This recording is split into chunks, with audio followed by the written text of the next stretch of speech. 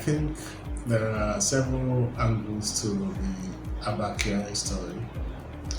The first is that the US request for extradition underscores the criminality that is widespread and rampant in the police force. So it's a classic case of the lunatics being in charge of the asylum. Here is a criminal trying to arrest someone else as a criminal, whereas he is the number one criminal and he should go to jail first.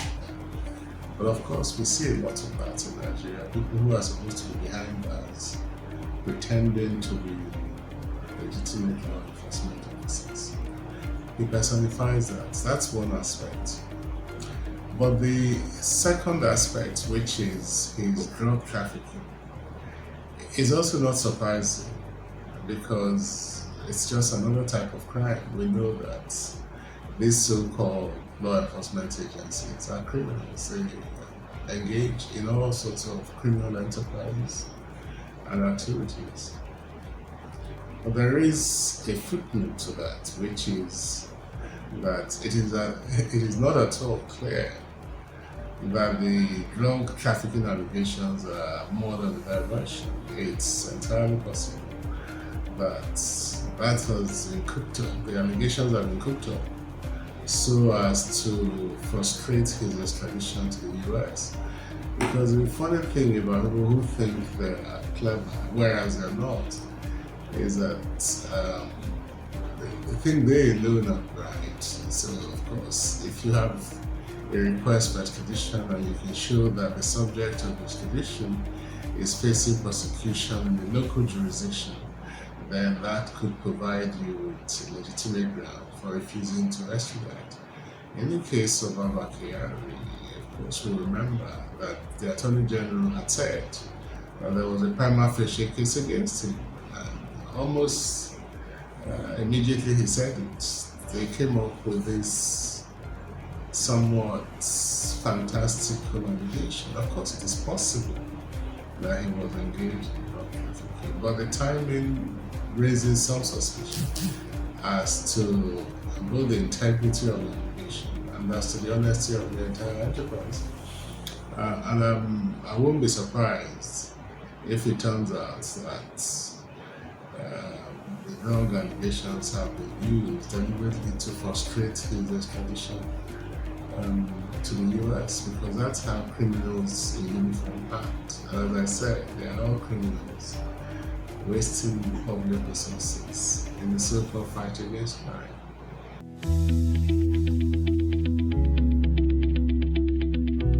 The allegation by a lawyer that the Abbah Kyari and his friends arrested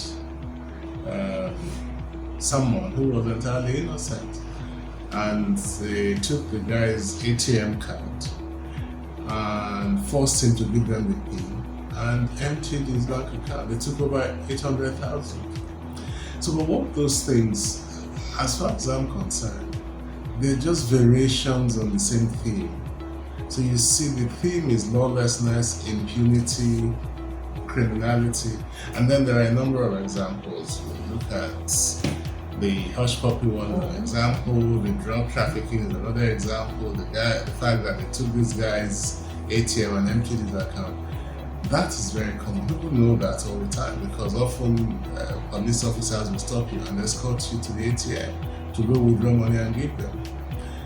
But they all center on one essential failure, which is the incapacity of Nigeria to enforce its laws. Yes, you might say the police are supposed to enforce, but it's not just the police. So if you have that evidence and say, I've got the evidence that the police arrested me and unlawfully stole my money, what is the consequence? But there is no consequence because people act with impunity, not just the police, everyone acts with impunity. So you tell them, don't drink, drive. Everybody drinks and drives. Yes.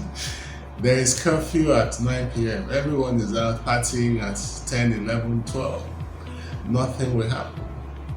And I remember one of the jokes by Abbah Kyari. He says when he goes abroad, he doesn't drink or drive because he will go to jail. But when he comes here, he can drink because how can Nigerian police leave what they are doing to be smelling your mouth back home? when they have so many things to worry about.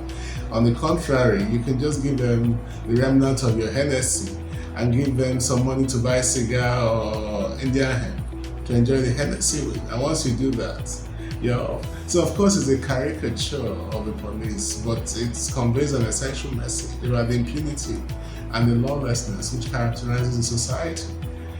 The only way you can overcome such difficulties is to enforce your laws, and that requires all of us, the citizens, the police, the judges. If, for example, the citizens do the right thing and they stand up to the police, how many police officers are there? And you stand up to the police, you know you're doing the right thing, and they come and harass you, you write a petition, maybe there's an ombudsman system or some other public complaint system that you complain to, and that body investigates and brings people to book. You'll find that lots of changes will happen in the short term, not even in the medium or long term, but where there are no consequences. And really, I don't see how things can change unless you acquire the capacity and the political will to enforce your laws. Because if you feel that your behavior is not constrained in any way, you don't have any incentive to do the right thing. If you can do what you like, when you like, how you like, why should you change?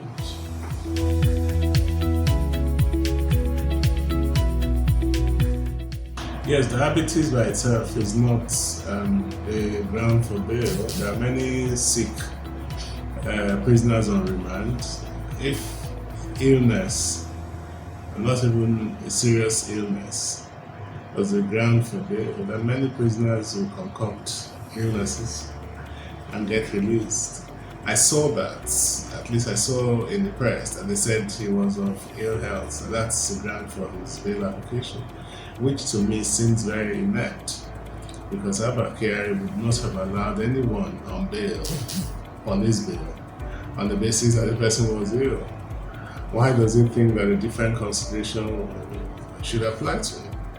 So, based on the limited information that is available, I do not see that there is anything at all wrong with denying him bail. He did not persuade the courts that there were good grounds on which he should be granted bail. And on the contrary, there is a high risk that he might jump bail, he might run away and run to Niger or Chad or somewhere.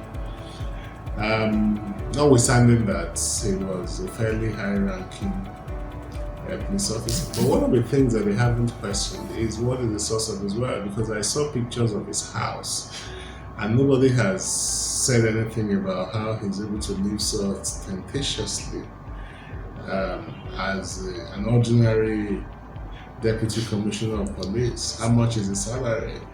How much are his allowances? How much has he been paid all through his police career? Even if he aggregated all his salaries and all his allowances, prima facie, they do not explain the type of lifestyle, even his home, not about his lifestyle. And those legitimate questions to ask first, to say, okay, where is this guy getting this money from? But we ask no questions, and we're all terminally forgetful. We have very short memories.